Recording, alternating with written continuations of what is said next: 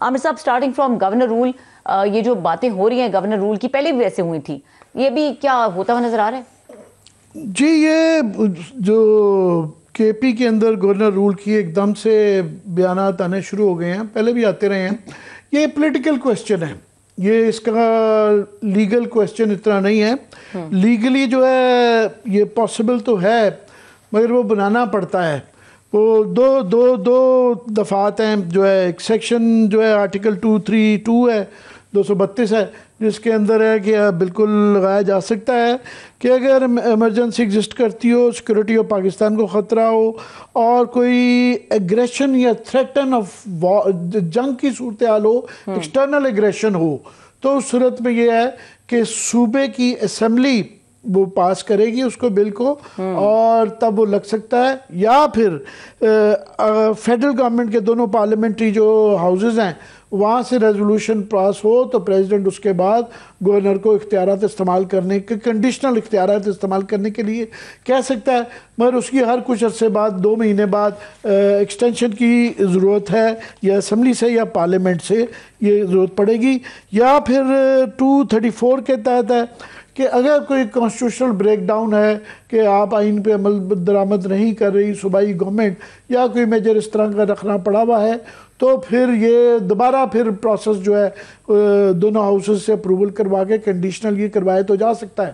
पहले ये होता था कि माजी में जब भी ये लगाया गया तो ये एक बुरी इस तरह समझी जाती थी। फॉर एग्ज़ाम्पल 1970s में, 73 में भुट्टो साहब ने बलूचिस्तान की गवर्नमेंट डिज़ोल्व कर दी थी अताउल्लाह मेंगल की, और उसकी रोशनी में मुफ्ती महमूद साहब ने नैब की जो है, उस ज़माने में NWFP होता था, वो 2 सूबों की गवर्नमेंट जो है ना डिज़ोल्व कर दी थी।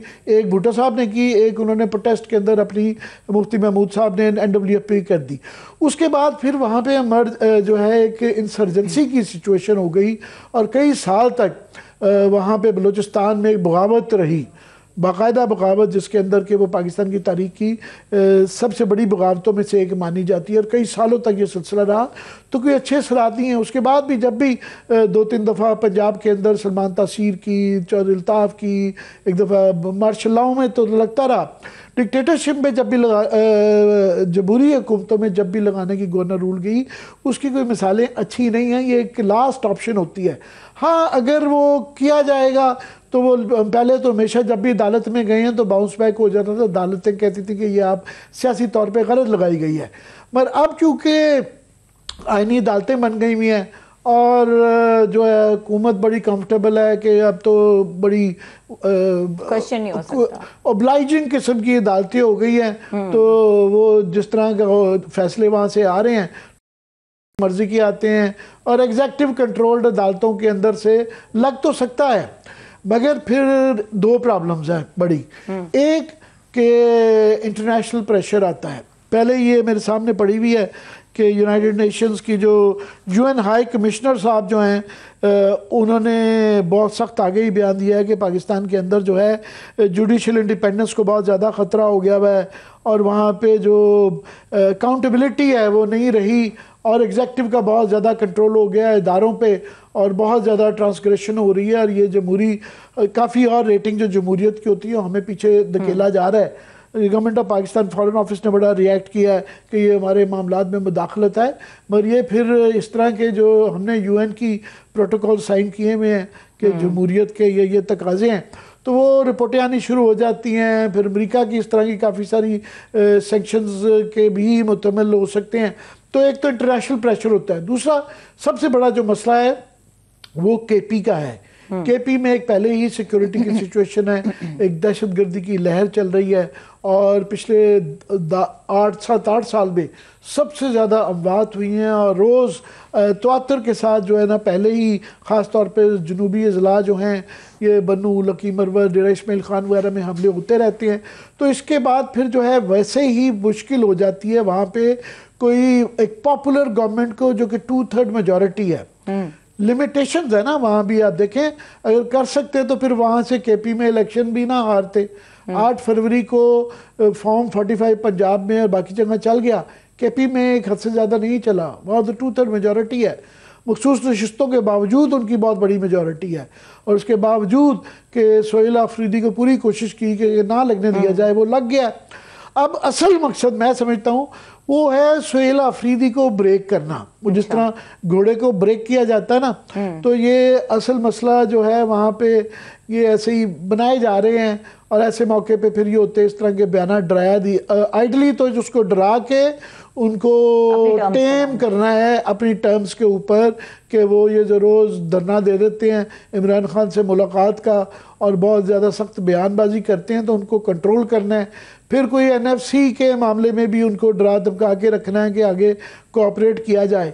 मगर ये एक पॉलिटिकल क्वेश्चन है, और एक बहुत बड़ा मैं समझता हूँ पॉलिटिकल गैम्बल भी है कि ऐसे मौक़ों पे जबकि आपकी बॉर्डरिंग अफ़गानिस्तान है, वहाँ भी ये मसले आपके चल रहे हैं, केपी में दहशतगर्दी है, फिर बलूचिस्तान भी कोई इतना स्टेबल नहीं है। बलूचिस्तान में पिछले आप देखें 2-3 दिन के अंदर जो है, कल फॉर एग्ज़ाम्पल नौकंडी में वाक़या हुआ, दहशतगर्दी का हमला हुआ, उसके बाद फिर पंजगूर की इतलाएँ हैं, 1-2 और इलाकों के अंदर 2-3 हमले तो पिछले 24 घंटे में हो चुके हुए हैं।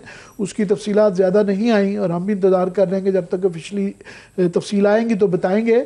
मगर दोनों सूबों में, केपी और बलूचिस्तान में, एक सिक्योरिटी की सिचुएशन है, और वहाँ एक बहुत पॉपुलर गवर्नमेंट है और उनकी 2/3 मेजॉरिटी है, जिस तरह मर्जी आप कर लें। तो वहाँ पे किसी किस्म की इंस्टेबिलिटी जो है वो अफोर्ड नहीं की जा सकती। तो ये एक बहुत बड़ा गैम्बल होगा। ठीक है, आप कानूनी तौर पे कर लेंगे, आपने मुताबिक कर लिया है, तो ये अपनी पावर को बहुत ओवर रीच हो जाएगी और ओवरली शायद स्ट्रेच करना होगा।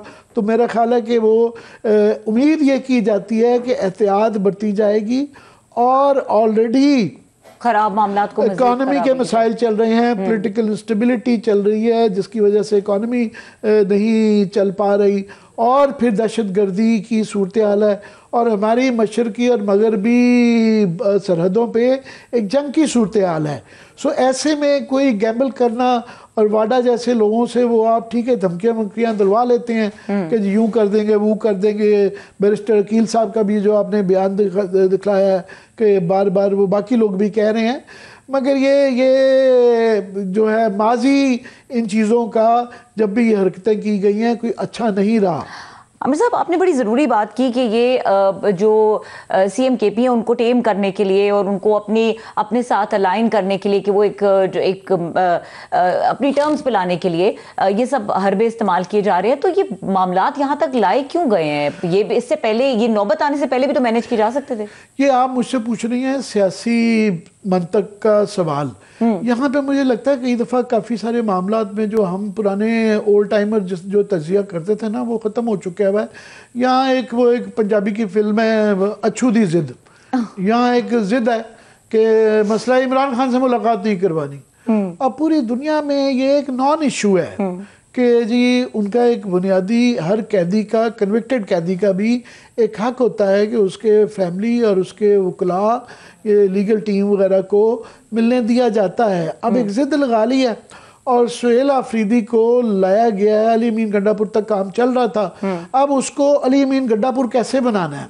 भाई वो नहीं बनता, वो सोहेल आफरीदी है, गंडापुर था, आफरीदी है।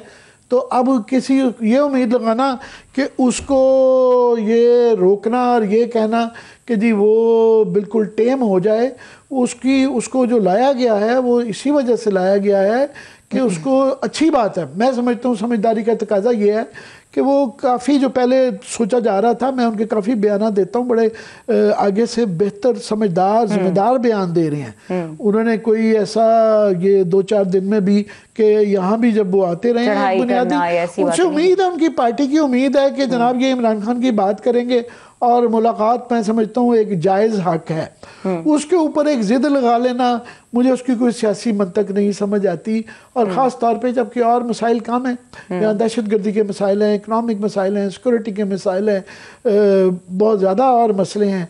सो एक गैर ज़रूरी एक चलते हुए काम को, ठीक है आपने 26वीं आईनी तरमीम हो गई, 27वीं आईनी तरमीम हो गई, अदलिया बिल्कुल जो इस वक्त कंट्रोल में है, तमाम इदारे कंट्रोल में है। अब कितना कंट्रोल चाहते हैं? कंट्रोल अल्टीमेटली लोगों की मर्जी से, अवाम की मर्जी से होता है। एक हद होती है ज़बरदस्ती की और जबर की।